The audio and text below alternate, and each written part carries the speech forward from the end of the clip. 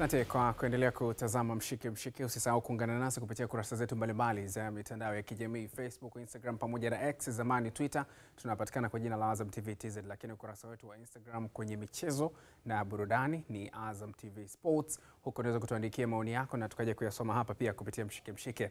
Hii leo tuanze kuangazia makubwa tulionayo hii leo. Mabingwa watetezi wa kombe la shirikisho la CRDB Bank Young African Sports Club wametinga kibabe hatua ya nusu finali ya michuano hiyo kwa kuikanda magoli 8-1 Stand United maarufu kama chama la wana katika mchezo wa robo finali uliochezwa leo jioni katika uwanja wa KMC Complex Dar es Salaam. Kiungo mshambuliaji Stefan Aziz Ki ameibuka mchezaji bora wa mchezo huo baada ya kufunga magoli 4 peke yake, huko Cletus Chota Chama akifunga magoli 2. Wachezaji wengine waliofunga magoli ya Yanga ni pamoja na Nixon Kibabage, Kennedy Musonda, wakati goli la kufutia machozi kwa upande wa Stand United likifungwa na Msenda.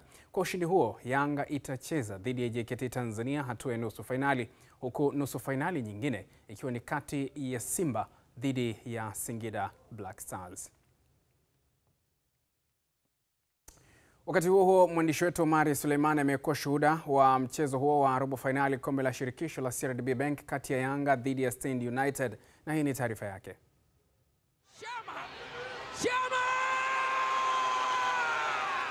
Dakika 90 zimehitimika katika dimba la KMC Complex, tukiwashuhudia mabingwa watetezi wa kombe hili la CRDB Bank Young Africans wakibuka na ushindi wa kishindo wa mabao 8 na wakitinga hatua ya nusu finali. Baada ya mchezo huo kuhitimika, tumepata wasaa wa kuzungumza na wachezaji, na hichi ndicho walichosema baada ya matokeo ya jumla mchezo huo kuhitimika. Kwa upande wa timu yetu tunafuata mwalimu nini anataka.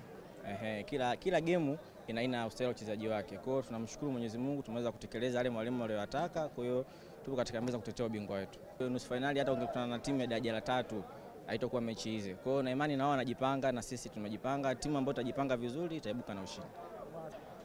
Namshukuru Mungu tumemaliza mchezo salama. Kikubwa ni kujipanga msimu ujao. Tushapoteza hii mechi, hakuna namna.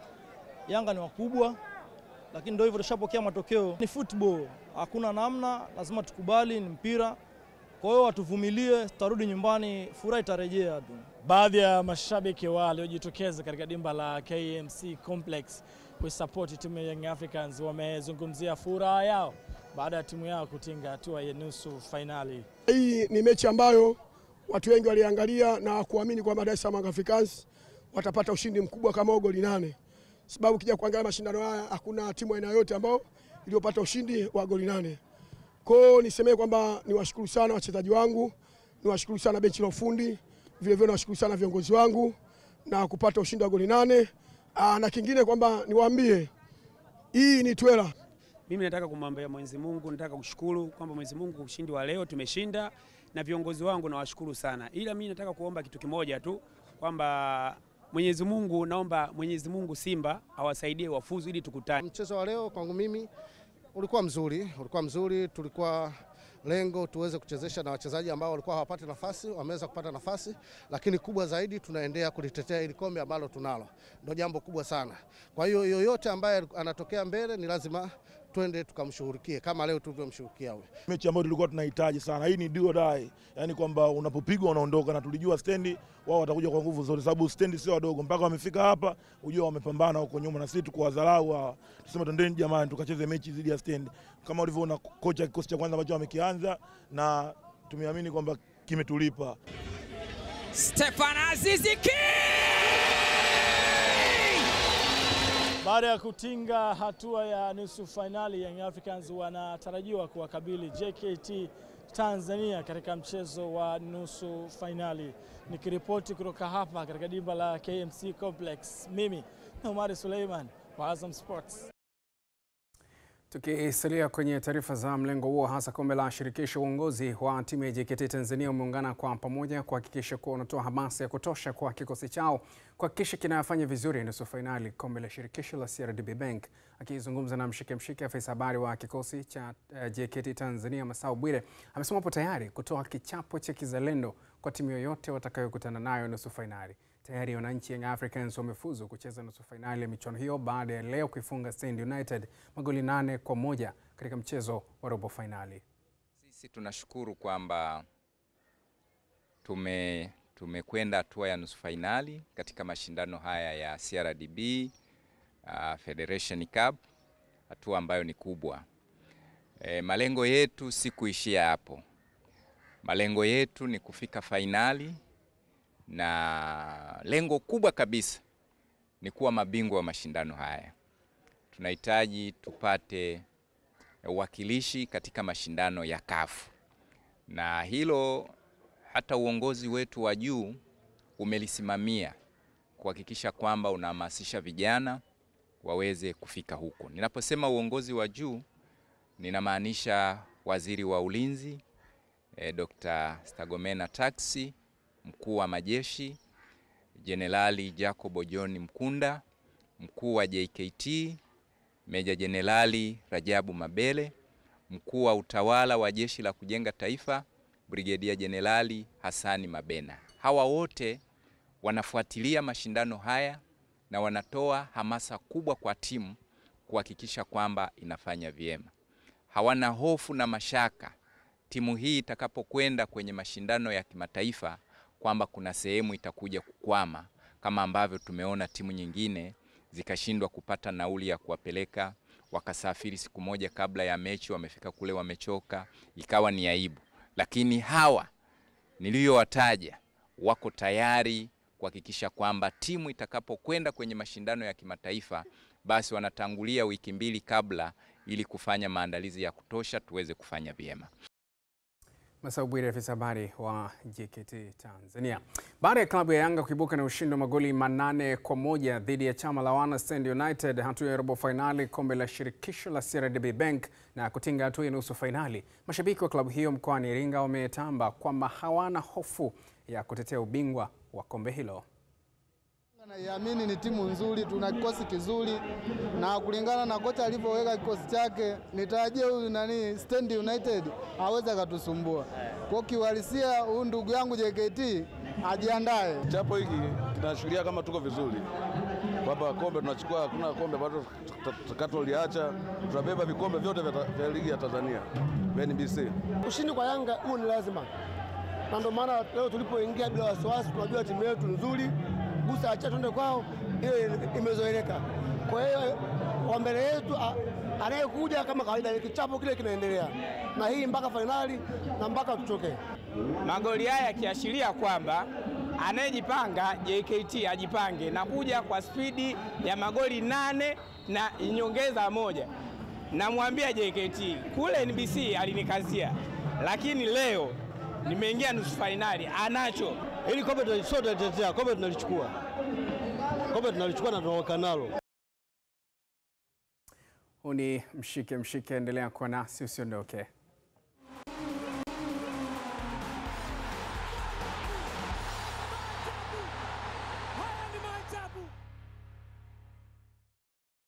Naam, tuendelee kuangazia makubwa tulionayo hii leo, na nimekujuza hapa makubwa machache kati ya mengi ambayo yamekuwa ni mwendelezo wa kombe la shirikisho la CRDB. Nizungumze na Dickson Majaliwa ambaye ni mchambuzi wa masuala ya kabumbu, tusikie kutoka kwake nini mtazamo wake kuhusiana na nusu finali ambazo mpaka sasa zinajulikana tayari. Vipi ndugu yangu, uko vizuri? Mambo yanaenda au sio? Bwana, mpaka sasa tayari tunafahamu nani ni nani. Pengine tuanze kuangalia wananchi Young Africans kabla tujaangalia mchezo wao unaofuata, performance yao kwenye mchezo wa leo. Wametundika mtu chuma 8-1 Stand United chama la wana. Ilikuwa ni mismatch, lakini hizi ni mechi nzuri kwa coach yoyote ambaye anajua na kikosi kikubwa na msimu wake anataka umalize vizuri. Kwa namna nyingi Stand United asingeweza kusimama kwenye njia ya Young Africans. Umeona quality ya mchezaji mmoja kama Ziziki ilikuwa ni too much. Duke Abue katikati ya kiungo alikuwa na game nzuri. Kwa hiyo hii ni mechi ambayo kwa coach unaenjoy kwa sababu unataka kila mchezaji afunge, especially wachezaji ambao wanacheza idara ya ushambuliaji. Ni vizuri kumuona kina Dimsonda naye ameingia kwenye scoring chart. Kwa hiyo wanaonyesha wanahitaji ile kombe lao, wanahitaji kubaki nalo, na kwa namna nyingi nataka kuamini wameitilia sana hii mechi serious mkubwa, kwa sababu ukitazama lineup ambayo ilikuwepo ulikuwa unafikiria wanaenda kucheza maybe mechi ya kimataifa. Sasa ilikuwa ni strong lineup kukutana na Stand. Kwa hiyo ulikuwa ni ushindi ambao nafikiri kwa Young Africans, kwa coach alikuwa anahitaji, na wachezaji pia wameonyesha utimamu especially kwenye kuzitumia nafasi vizuri. Kwa kifupi unataka kuniambia Miloud Hamda ametumia nyundo kuwa sisimizi? Of course. Ilikuwa ni mismatch. Hii ni mechi ambayo ulikuwa unategemea kuona wachezaji ambao wapate nafasi mara kwa mara, lakini Chama unamuona yuko kwenye kiwango kizuri, unamuona Dikiabu ambaye amekuwa kwenye kiwango kizuri. Kwa hiyo ilikuwa ni mechi nzuri kwa Young Africans in terms of wao wenyewe wachezaji kuwa fit na kuendelea kujiamini kwenye msimu kuelekea kuisha. Tulitazame goli la Stand United. Msenda anampindua vizuri kabisa Bakari Nondo Mwamnyeto na kufunga goli moja na pekee la kufutia machozi. Shida hapa ilikuwa wapi kwenye safu ya ulinzi ya wananchi, ama ndo wakati walikuwa wamerelax na wanahisi wapo kwenye comfort zone? Walikuwa caught by, ilikuwa ni counter attack, na of course unamwona Bakari Mwamnyeto alishindwa kumfuata huyo mwenda vizuri, lakini ni goli la uwezo binafsi. Kwa sababu yani hakuna namna Diala angeweza kuizuia, na tayari Bakari Mwamnyeto alikuwa yuko concentrated zaidi, alikuwa anafikiria mambo anaweza akatoa pasi, lakini lilikuwa ni goli zuri kiukweli la uwezo binafsi. Tuangalie sasa mechi yao inayofuata, na tumemsikia hapo afisa habari wa JKT Tanzania Masau Bwire ametamba kwamba wao wanakwenda kumpa yoyote ile kichapo cha kizalendo atakayekutana naye. Ghafla Benvu, Yanga kamshushia mtu chuma 8-1, ametinga nusu finali. Ni Yanga dhidi ya JKT Tanzania. Unakiona nini kwenye mchezo huo? Ni bonge la mechi. Mara ya mwisho amekutana ilikuwa ni sare ya bila kwenye ligi kuu. Na JKT wamekuwa na msimu mzuri overall. Yaani coach wa Ahmad anafanya kazi nzuri na hichi kikosi. Wanajua nini kinachukua kukutana na Young Africans na nini unatakiwa ufanye upate matokeo ya ushindi. Sasa hii ni knockout. Sare itakupelekea muende kwenye penalty shootout. Kwa hiyo kwa namna nyingi utatakiwa utafute njia gani unaweza ukashinda. Quality ya Young Africans na JKT ukiwa Ahmad unajua kabisa imetofautiana kwa ukubwa. Kwa hiyo utahitaji kutafuta njia maybe ya kuforce mechi iende kwenye penalty shootout, ambayo lolote linaweza likatokea. Hakuna mtu ambaye anajua kwenye penalty ni hiki kitatokea, lakini bado naamini JKT wanaweza wakatoa ushindani halisi. Yaani hizi semifinals zote zilikuwa zinastahili kuwa finali. Mechi ya Simba na Singida, Yanga na JKT, vice versa zote zilikuwa zinastahili kuwa finali, kwa sababu kwa miezi kadhaa ambayo imepita ndio timu ambazo zimekuwa kwenye kiwango kizuri na ishangazi. Na kwangu ni fair play sana kwa Ahmad kuwa kwenye semifinal ya hii michuano, kwa sababu overall msimu mzima amekuwa ni mmoja makocha bora huu msimu. Bana, shukran sana Majaliwa. Tupite na hizi nizipitishe tu fast. Haya ni matokeo ya robo finali kombe la CRDB. Hii ni hatua ya robo finali. Simba alipata ushindi magoli 3-1 dhidi ya Mbeya City. JKT Tanzania 3-1 dhidi ya Pamba Jiji. Singida 2-0 dhidi ya Kagera, huku Yanga akipata ushindi mpana zaidi kwenye hatua hii akishinda magoli 8-1 dhidi ya Stand United. Bana Dickson, tutapata muda pia wa kuzungumzia mengine hapo baadaye, lakini kwa sasa tutakutana hapo baadaye. Mbali na hayo pia ni kukumbushe kwamba nusu finali Simba atakuwa mzigoni dhidi ya Singida Black Stars, wakati huo pia wananchi Young Africans wao watakuwa nyumbani dhidi ya JKT Tanzania. Hizi ndizo mechi za hatua ya nusu finali kombe la shirikisho la CRDB. Mbali na hilo, tuangalie lingine kubwa ambalo limekuwa mjadala mkubwa kwenye michezo. Serikali imethibitisha kuleta wataalamu kutoka nchini Uturuki kwa ajili ya kuboresha eneo la kuchezea, yani pitch, katika dimba la Benjamin Mkapa, Dar es Salaam. Na hii ni mara baada ya kupata athari kubwa wakati wa mchezo wa mkondo wa pili wa robo finali kombe la shirikisho kati ya Simba dhidi ya Al Masry uliochezwa Machi 9 mwaka huu na kulazimika kufunga kwa muda. Katika hatua nyingine, viti vipya vinaendelea kufungwa ndani ya uwanja huo wa Benjamin Mkapa, ikiwa ni sehemu ya maboresho makubwa kuelekea michuano ya CHAN 2024 itakayofanyika mwezi Agosti mwaka huu, ikiwa ni pamoja na AFCON 2027. Muda huu tunaungana na Katibu Mkuu wa Wizara ya Habari, Utamaduni, Sanaa na Michezo, ambaye pia ni msemaji mkuu wa serikali, Gelson Msigwa, kwa ajili ya kujua hatua zaidi wanazochukua ili kuhakikisha maboresho hayo yanakwenda kwa wakati. Naungana naye muda huu moja kwa moja. Karibu sana Gelson Msigwa. Hapa sina shaka kuna mengi ambayo yanaendelea katika uwanja wa Benjamin Mkapa, Dar es Salaam. Tulishuhudia baada ya mchezo wa Simba dhidi ya Al Masry, mlitoa waraka wa kusimamisha kwa muda matumizi ya uwanja huo. Sasa hivi tunapozungumza imebaki miezi sio minne, ni mitatu, kwa sababu wa 8 ndo CHAN inaanza. Nini kinaendelea na maboresho yapo kwenye kasi ya aina gani kuhakikisha mnakuwa ndani ya muda? Ni kweli tulipata changamoto katika mechi ya Simba na Al Masry na ilitokana na uwanja kuwa unatuhamisha maji. Tulivyoona vile mara moja tukachukua hatua, na hivi ninavyozungumza serikali imeleta wataalamu wa pitch ama eneo la kuchezea mpira wa miguu kutoka Uturuki ambao wapo hapa Dar es Salaam, wanashughulikia marekebisho ya uwanja wa Benjamin Mkapa sambamba na viwanja vingine 5 vya mazoezi vitakavyotumika wakati wa AFCON. Lakini kwa Benjamin Mkapa tunafanya marekebisho ya dharura, kwa sababu baada ya hali iliyojitokeza katika mechi ya Simba na Almasiri ambayo wengi hatukuitegemea, kwa sababu sio kawaida kwa uwanja wa Benjamin Mkapa kutuamisha maji. Wataalamu wameanza kwanza na kazi hiyo ambayo wanasema huenda ikachukua takriban wiki 2 na sio zaidi ya 3, ili warekebishe dosari ya kutuama kwa maji kwenye uwanja.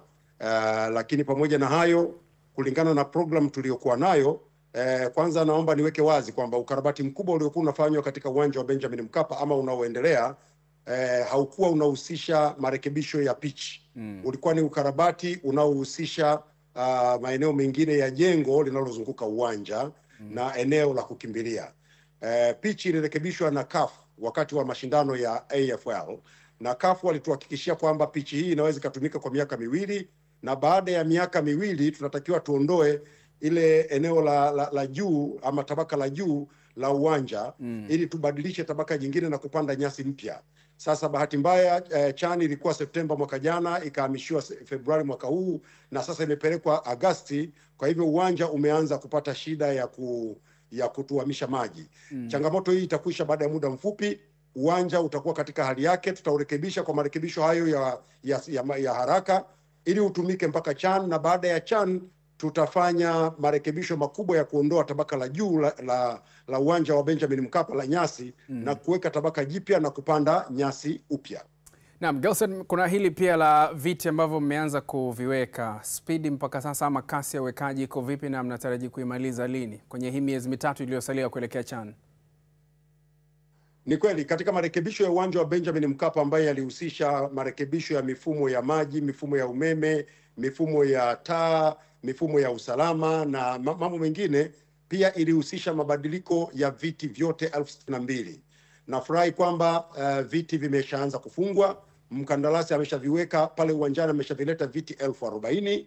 Mpaka sasa ameshavifunga viti zaidi ya 16,000.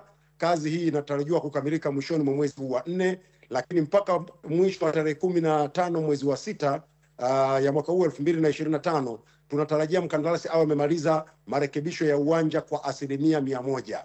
Baada ya hapo kwa upande wa ukarabati tuliokuwa tunaufanya tutakuwa tumekamilisha. Itakuwa sasa tunaendelea tu kuweka uwanja katika hali ya utayari kwa ajili ya CHAN inayoanza tarehe 2 ya mwezi wa 8. Bila shaka wewe ni mtumiaji mkubwa wa mitandao ya kijamii na mara nyingi tunaona una post, una interact pia na watu kuwajibu vitu ambavyo wanatamani kuvifahamu. Marekebisho yamekuwa ni ya muda mpaka hivi sasa. Watu wamekuwa wanahoji mbona yanachukua muda mrefu na nini? Pengine watoe hofu wa Tanzania. Ni lini hasa unadhani marekebisho haya katika uwanja wa Benjamin Mkapa yatakuwa yamekamilika, kama si kwa 90% basi 100 kabisa? Ni kweli kulingana na mkataba wetu ambao tuliingia na mkandarasi mwezi wa 8 mwaka 2023, ilikuwa tumalize ukarabati wa uwanja mwaka jana tarehe 24 mwezi wa 8. Lakini Watanzania tukumbuke kwamba uwanja huu unakarabatiwa huku unatumika. Matarajio ya kwanza ilikuwa ni kwamba utafungwa kabisa na hautatumika. Lakini baadaye busara zikaonesha kwamba kuufunga isingekuwa vyema. Maana yake mashindano yote ya kimataifa na ya kitaifa yaliyofanyika katika uwanja wa Benjamin Mkapa kuanzia mwezi wa 10 mwaka 2023, 2024 yote na mpaka sasa 2025 yangekuwa hayajafanyika. Sasa tukaona tujadiliane na mkandarasi, tutakuwa tunamuongeza muda lakini tusizuie mashindano ya kimataifa kufanyika. Lakini pia ikumbuke kwamba nchi yetu haina eneo zuri linalofaa kwa matukio makubwa yenye kuweka watu wengi. Kwa hiyo unakuta kwa mfano shughuli kama maombolezo na nini yanafanyika humo. Sasa haya yote yamesababisha kuchelewa kwa uwanja, na mkandarasi kila anapochelewa tunajadiliana na tunaona sababu za ucheleweshaji, na kwa sehemu kubwa sababu zimekuwa ni upande wa sisi tunaotumia uwanja wakati wa ukarabati, kwa sababu kila unapomsimamisha anasimama sio chini ya wiki 2. Kwa hiyo tumemuongeza muda mpaka tarehe 15 mwezi wa 6 tutakuwa tumemaliza kabisa. Lakini wakati huo Mheshimiwa Rais Dr. Samia Suluhu Hassan ametafuta fedha, tunakwenda kujenga Sports and Arts Arena pale Kawe, pale Tanganyika Packers Kawe. Tukijenga uwanja huo pale tutakuwa tumeondoa kabisa matumizi yasiyo ya kimichezo katika uwanja wa Benjamin Mkapa. Lakini pia tunajenga uwanja Arusha na tunajenga Dodoma. Kwa hiyo matumizi makubwa ya uwanja wa Benjamin Mkapa ambayo ndio yanasababisha uwanja uwe na uharibifu wa mara kwa mara yatapungua. Uwanja utatumika kitaalamu na hautakuwa tena na changamoto nyingi tunazoziona sasa. Gelson, tumalize na hili nalo ni la muhimu pia. Kama serikali, Stellenbosch watakuja hapa kuminyana na wekundu wa Msimbazi Simba. Serikali mmekuwa mnashiriki kwa kiasi kikubwa kusapoti timu ambazo zinawakilisha Tanzania nje ya Tanzania. Nini neno la serikali na maandalizi, na pengine kutakuwa kuna mabadiliko yoyote kwenye motisha za goli la mama kuelekea kwenye nusu finali pale New Amani Zanzibar? Kwa kweli kwanza tunawatakia kila la heri Simba. Stellenbosch wanakuja. Kwa kweli sisi tuna matumaini kwamba Simba watashinda, watavuka nusu finali na watacheza finali safari hii. Tunawatakia kila la heri katika mechi yao na tutakuwa pale Amani kwa support wakati wote. Mheshimiwa Rais Dr. Samia Suluhu Hassan kama kawaida yake, goli la mama litakuwa uwanjani. Kwenye hatua ya nusu finali, goli moja katika mechi ya ushindi ni shilingi milioni 20. Kwa hiyo kama alivyosema Mheshimiwa Rais Dr. Samia Suluhu Hassan, kazi kwao Simba, watie mpira kwenye nyavu, ye kazi yake kila goli anatia milioni 20. Lakini muhimu ni kwa Simba wafanye vizuri, wakafanye juhudi uwanjani, waipeperushe vizuri bendera ya Tanzania, tupate ushindi, tuvuke nusu finali, tukacheze finali ya shirikisho barani Afrika kama ambavyo walicheza Yanga. Shukrani sana Gelson Msigwa, nikutakia majukumu mema. Pasha shaka tupata wasaa mwingine wa kujadili mengi zaidi ya kimichezo huko mbeleni. Asante sana. Naam, ni Gelson Msigwa nikizungumza naye hapa, ambaye ni katibu mkuu wa Wizara ya Habari, Utamaduni, Sanaa na Michezo, ambaye pia ni msemaji mkuu wa serikali ya Tanzania. Muda huu basi tuangalie na maoni ama kile ambacho umetuandikia kupitia kurasa zetu mbalimbali za mitandao ya kijamii. Swali liko na hoji ni Yanga Sports Club dhidi ya JKT Tanzania nusu finali kombe la shirikisho la CRDB Bank. Je, unaionaje mechi hii? Swali lilikuwa linauliza hivyo. Tuangalie kile ambacho umetuandikia kupitia kurasa zetu mbalimbali za mitandao ya kijamii. Kupitia Azam TV Sports kule Instagram, huyu anasema anaitwa Doto Libori, JKT hana historia ya kushinda mechi na Yanga. Hiyo mechi tujiandae finali ya mapacha wa Kariakoo. Lakini George Ngumbi anasema hii mechi itakuwa ni ngumu sana, hasa kwa JKT kwa kuwa Yanga wana kisasi na JKT, ila Mungu ibariki Yanga. Lakini CPHX anasema Wilson Nangu yuko pale pale, Yanga wajiandae tu. Amemaliza hivyo. Utakumbuka Wilson Nangu ni miongoni mwa watu pia ambao walijadiliwa sana. Lakini Sangafuilie Kanyika kutoka Mafinga haya anasema naona ukubwa wa Yanga unaenda kufanya maamuzi makubwa katika finali, kwani JKT bado ni underdog sana kwa wananchi.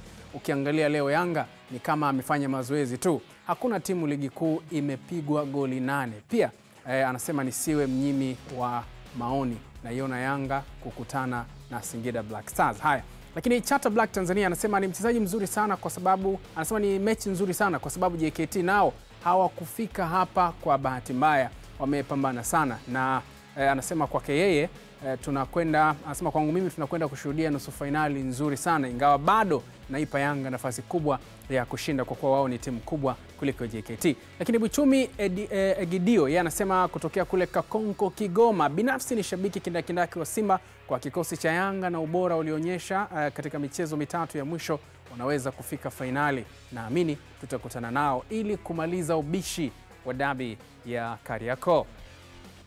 Na mbali na hayo pia tuangalie kwenye ukurasa mwingine wa X zamani Twitter. Huyu anaitwa Emmanuel Mtinya anasema mechi hii itakuwa ni ya kusisimua sana. Yanga wanaingia wakiwa na uzoefu mkubwa na kikosi imara, lakini JKT Tanzania nao wameonyesha uwezo mkubwa kufika hatua hii ya nusu finali. Nafikiri itakuwa pambano la mbinu, juhudi na morali ya wachezaji. Lakini Steve anasema JKT Tanzania atakuwa na ujasiri kwa kuwa aliweza kutoa sare na Yanga walipokutana kwa mara ya mwisho.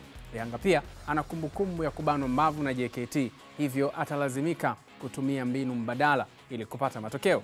Lakini Joshua mjukuu wa Nila anajiita hivyo, anasema mechi itakuwa ngumu sababu timu zote zimefika hiyo hatua kwa jitihada zote na hamna timu iliyofika kwa bahati mbaya. Hayo ni maoni kutoka ukurasa wa X zamani Twitter, wakiwa wanajibu swali ambalo tulikuwa tumeliuliza kupitia kurasa zetu mbalimbali za mitandao ya kijamii. Na hayo ni baadhi ya makubwa ambayo wameshare nasi wanaotufuatilia kupitia kurasa zetu mbalimbali za mitandao ya kijamii.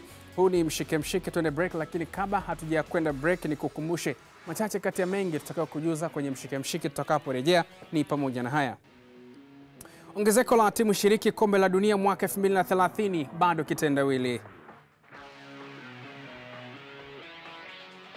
na timu ya KenGold yajipanga haishuki msimu huu wa ligi kuu ya NBC.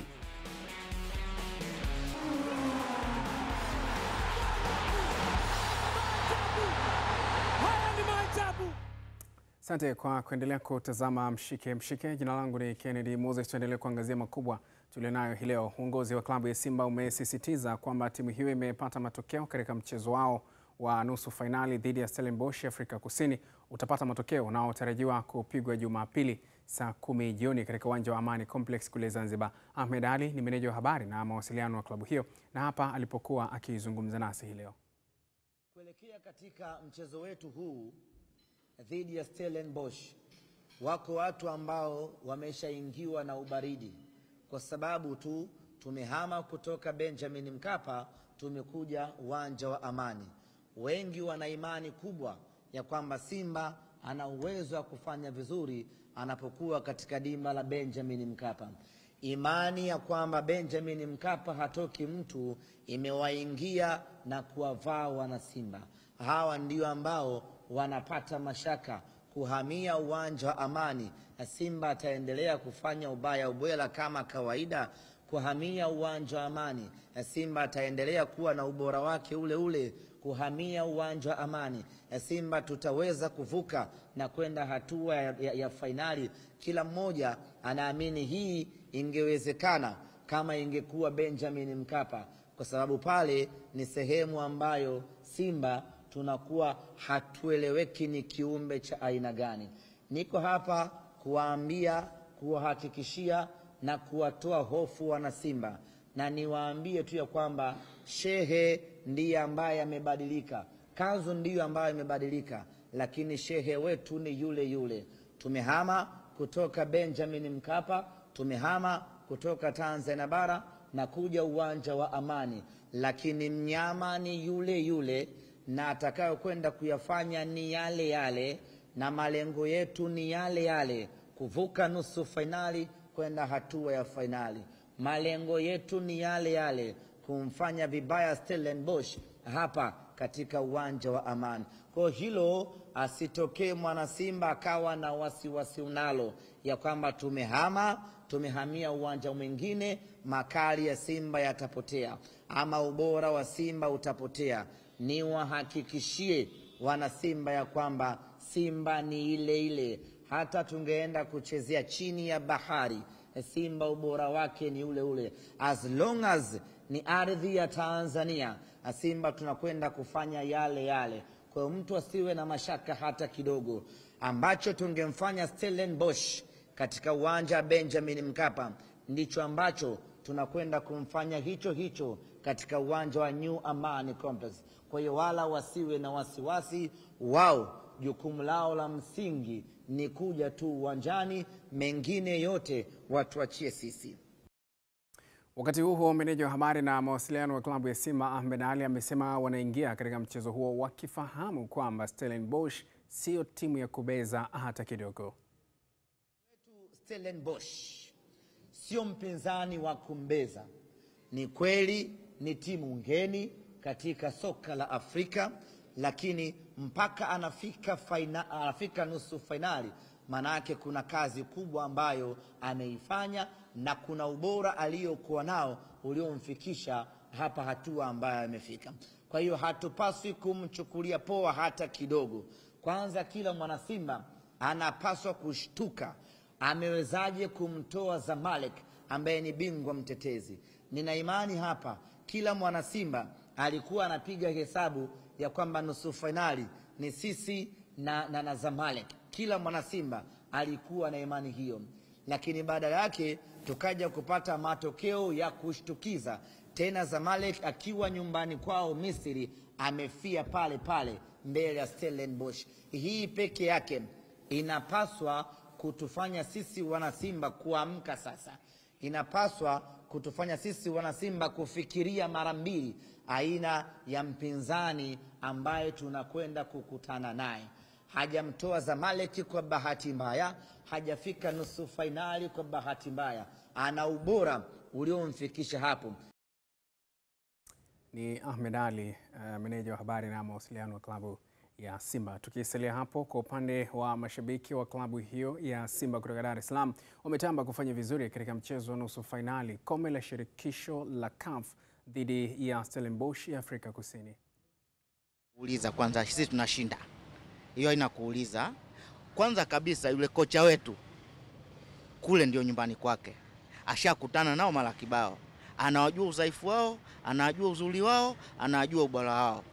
Kwa hiyo sasa pale yani anateleza tu. Sasa hapa hatuongelei zaidi mechi hiyo, tunataka mechi hiyo inayokuja finali ndio ambayo ipo kwenye akili ya kocha. Lakini kwa Stellenbosch tumeshafuzu tayari, hapo tunapita. Kwa hiyo mechi ya Simba wana mtihani uko vipi? Sababu sisi tushazoea kuja kumchinja mtu kwa Mkapa, lakini leo hii mechi imehamishwa Zanzibar kwetu, tunaona kutakuwa na ugumu fulani, sababu tushazoea Taifa pale tunafanya tunavyotaka, lakini kule sasa tunaenda kuanza upya, tunakuwa kama wageni. Nataka wafanye vizuri ili tufurahi Tanzania. Maana Simba imeanza kama wanajifunza, lakini sasa hatua waliofikia tunatakia maendeleo mema. Kwanza mechi itachezwa kwenye uwanja wa Amani Zanzibar. Uwanja ambao Simba kama nyumbani tu, hakuna tofauti yoyote. Iwe Zanzibar iwe Benjamin Mkapa, kote Simba kama nyumbani tu. Hivyo Simba Sports itakuwa imejiandaa vizuri na inajua uwanja ule ushacheza mechi nyingi. Kwa hiyo tunajiandaa vizuri, tunakwenda kupata matokeo mazuri dhidi ya Stellenbosch wa Afrika Kusini wale. Ni sio timu mbaya, timu nzuri mpaka wamemtoa Zamalek bingwa mtetezi, wamejipanga na Simba inajua enda kukutana na timu ya aina gani, watajipanga pia. Kikubwa zaidi kumaliza mechi nyumbani. Leo niungane na Dickson Majaliwa kuweza kuzungumza naye mawili matatu kuhusiana na mchezo huo wa mkondo kwanza, Simba dhidi ya Stellenbosch kutoka Afrika Kusini. Majaliwa, karibu sana. Kilichobadilika ni kanzu, she ni yule. Hiyo ni kwa mujibu wa medali, lakini wanatoka Benjamin Mkapa ambapo imekuwa ni sehemu ya mauaji kwa upande wao, wakisema kwamba yoyote akija Benjamin Mkapa hatoki. Sasa ni New Amani Zanzibar. Hicho alichokizungumza medali unakitazama vipi kwa lengo ama jicho la kiuchambuzi?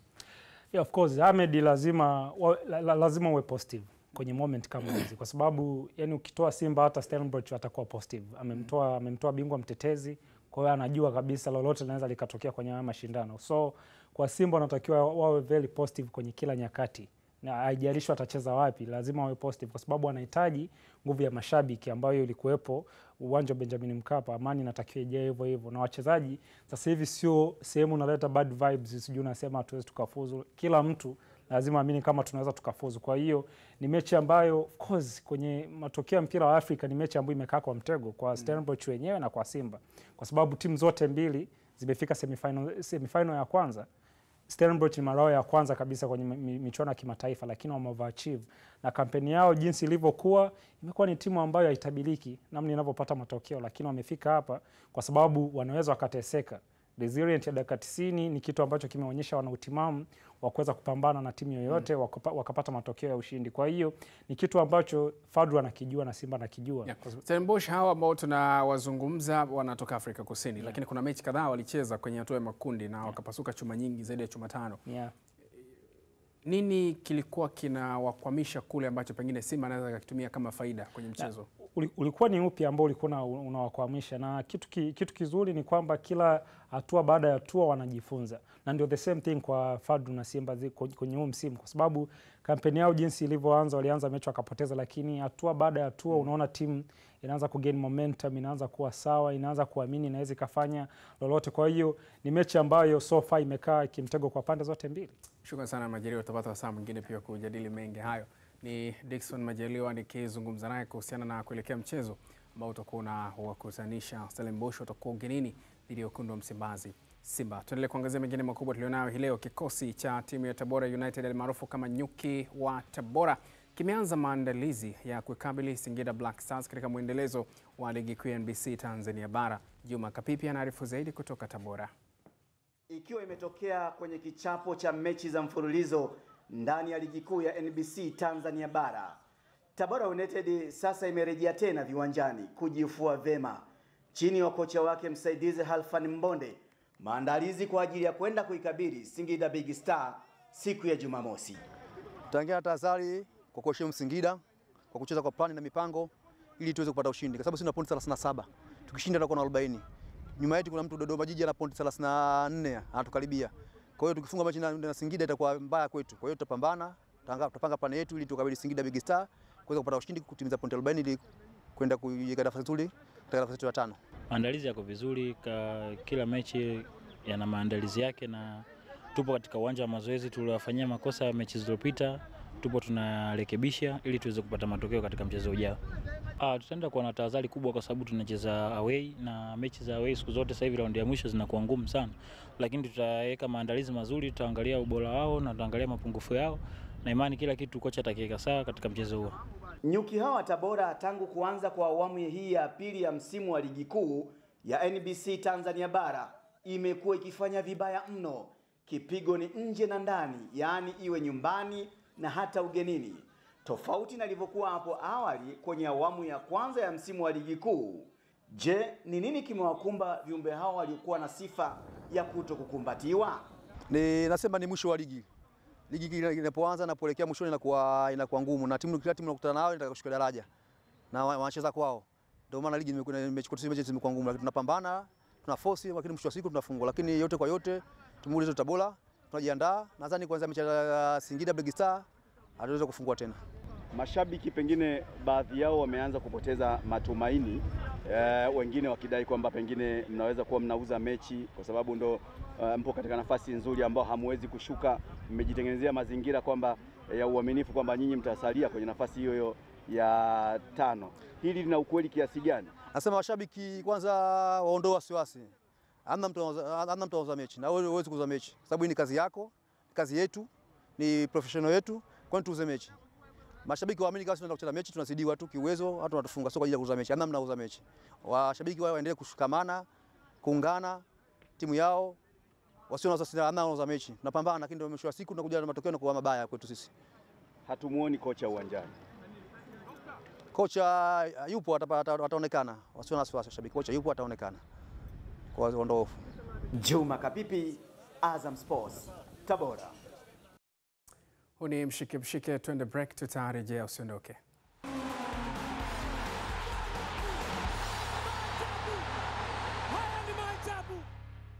Asante kwa kuendelea kwa nasi. Huu ni mshike. Uongozi wa klabu ya KenGold una imani ya kwamba timu yao itasalia katika ligi kuu ya NBC Tanzania Bara licha ya kushika mkia katika msimamo wa ligi kuu ya NBC Tanzania Bara. Kwa sasa kikosi hicho cha wachimba dhahabu hao kutoka mitaa ya Kiwanja Chunya wanaendelea kujiwinda kuelekea michezo yao 4 ya mwisho iliyosalia ya ligi kuu ya NBC Tanzania Bara, ukiwemo wa Aprili 21 dhidi ya Wagosi wa Kaya Coastal Union katika dimba la CCM Mkokwani. Omar Kapilima, kocha msaidizi wa KenGold, na hapa amezungumza nasi. Kwanza nimshukuru Mwenyezi Mungu, so tumeanza mazoezi jana na leo tunacheza friendly match hapa dhidi ya wapinzani wetu Prison. Mpaka sasa bado tuko bila. Nafikiri maandalizi tunafanya kama tufanya maandalizi ya mechi zilizopita. Sisi kama hivyo modi mazoezini kujiandaa na michezo iliyosalia. Kwa bado ligi inaendelea, kwa tunaendelea kupambana. Kila siku sisi mpira ni kazi yetu, kwa lazima tupambane. Kwa mazungumzo ni yale kwamba tunapambana kupambania timu ibaki. Basi maandalizi ni mazuri, tunaendelea kama unavyoona kuwakabili Coast. Tuendelee kuangazia mengine makubwa. Kikosi cha mafande wa Tanzania Prisons kimeendelea na mazoezi katika dimba la kumbukumbu ya Sokoine mkoani Mbeya tayari kuwakabili mafande wenzao wa JKT Tanzania Aprili 18 mwaka huu. Kocha mkuu wa mafande hao Amani Josia amesema ushindi katika mchezo wao uliopita dhidi ya KenGold umewafanya wachezaji wake wawe na ari pamoja na morali kupata matokeo katika michezo ijayo, kama anavyotuarifu Kakuru Msimu kutoka Mbeya. Mchezo uliopita Tanzania Prisons waliibuka na ushindi wa alama 3 dhidi ya KenGold waliokubali kipigo cha magoli 3-1, mchezo uliopigwa kwenye dimba la kumbukumbu ya Sokoine. Ushindi huo umetajwa kuwa muhimu kwao na kuongeza chachu ya kufanya vyema kwenye michezo iliyosalia, kama anavyoeleza kocha mkuu Amani Josia. Maandalizi yetu ya Tanzania Prison kuelekea mechi yetu dhidi ya JKT Tanzania ndio tunaendelea, nafikiri tunaendelea na yako vizuri kwa maana ya morali, lakini pia tunastiki zaidi kwenye mambo ya kimbinu, kwa tukiamini kwamba mpinzani ambaye tunakuja kukutana naye ni mmoja wa wapinzani ambao ni timu nzuri. Kana kwamba hiyo haitoshi, wachezaji nao wanaeleza jinsi walivyojiandaa kwa kabili wapinzani wao. Malengo yetu kama wachezaji ni kuhakikisha tunapata alama 3 kwa mechi zilizobaki. ndo malengo yetu makubwa zaidi ni kuhakikisha tunapata kwanza alama 3. Haijalishi tunazipata vipi, ila ni kuhakikisha kwanza tunapambana ili tupate alama 3 ili tujitengenezee nafasi nzuri, na imani tukiendelea kupushi pale tulipoishia, tukipushi zaidi, na imani kwa mechi zilizobaki tutapata alama 3. Kwanza nipende kumshukuru Mungu kwamba kwa kiasi kikubwa squad yetu iko vizuri na wengi wako salama. Kwa upande wetu sisi tumejiandaa kwa kiasi kikubwa sana dhidi ya huo mchezo. Ni mchezo ambao unatupa direction na dira ya kuelekea kwenye nafasi ni nani ambaye anaweza kashuka daraja na nani anaweza kucheza playoff. Kwetu sisi ni mchezo wa kujitolea. Ni mchezo mgumu. JKT ni moja ya timu nzuri. Lakini sisi hatuna namna zaidi ya kwenda kufia uwanjani na kupambana kwa ajili ya kupata pointi 3. Kwenye msimu wa ligi kuu ya NBC, Tanzania Prisons wanashika nafasi ya 14 wakiwa na alama 24 baada ya kucheza michezo 26, huku JKT Tanzania wakishika nafasi ya 7 wakiwa na alama 32 baada ya kucheza michezo 25. Kakurumsim, Azam Sports, Mbeya. Tutazame lingine kubwa katika anga za kimataifa. Rais wa CONCACAF Victor Montegriani amekosoa vikali dokezo linalopendekeza kuongezeka kufikia timu 64 zitakazoshiriki katika fainali za kombe la dunia mwaka 2030. Moja ya hoja za msingi alizozitoa ni kupinga dokezo hilo, ni pamoja na kuhoji kwa nini timu shiriki ziongezeke hadi kufikia 64 wakati hata mpango wa timu 48 haujaonyesha kuzaa matunda au la. Mpango huo tayari umeonekana kupingwa na mashirikisho kadhaa ya soka likiwemo lile la Ulaya, ambapo juma lililopita rais wa UEFA Alexander Kafrin pamoja na shirikisho la soka barani Asia AFC, fainali za kombe la dunia kwa mwaka 2030 zitaandaliwa kwa ushirikiano wa Hispania, Morocco pamoja na Ureno baada ya mechi za ufunguzi kufanyika Argentina, Paraguay pamoja na Uruguay. Wakati mvutano huo ukiendelea, tayari ongezeko la timu katika fainali za kombe la dunia 2026 zitakazofanyika Marekani tayari zimethibitishwa. Timu 48 zitashiriki tofauti na timu 32 katika fainali zilizopita. Mbali na hilo, tutazame lingine kubwa. Timu ya soka ya Lamasi FC imetoa ubingwa wa michuano ya Bimkubwa Ramadhani Cup 2025 baada ya kuifunga Castellic FC mabao 2-0 katika mchezo wa fainali uliochezwa mwishoni mwa juma lililopita. Katika mchezo huo uliochezwa kwenye uwanja wa Uzunguni uliopo Bomang'ombe huko Hai mkoani Kilimanjaro, mabao ya Lamasi FC yamefungwa na Biche Ahmed na Abdul Messi wa Castire FC ambaye alijifunga. Lamasi FC kwa kutoa ubingwa huo wamepata zawadi ya fedha taslim shilingi milioni 1 na kikombe, ikiwa ni mapema siku hiyo kwenye uwanja huo. Na South Boma FC imetoa nafasi ya 3 baada ya kuifunga Kware FC mabao 3-2. Bao la South Boma FC limefungwa na Joseph Helen Jr. dakika ya 20, huku Augustin Moshi akifunga goli lingine dakika ya 50 na Lideki ya Shomari alifunga goli lingine dakika ya 70. Mabao ya Kware FC yamefungwa na Mzungu aliyefunga mabao 2 dakika ya 47 na dakika ya 55. Mwisho wa mshike mshike hii leo, lakini kabla sijaondoka ni kujuza japo kwa uchache au kwa muhtasari yale makubwa machache kati ya mengi tuliyokujuza kupitia mshike mshike hii leo. Ilikuwa ni pamoja na haya: Yanga kutinga nusu finali kombe la shirikisho la CRDB Bank ikikanda Stand United.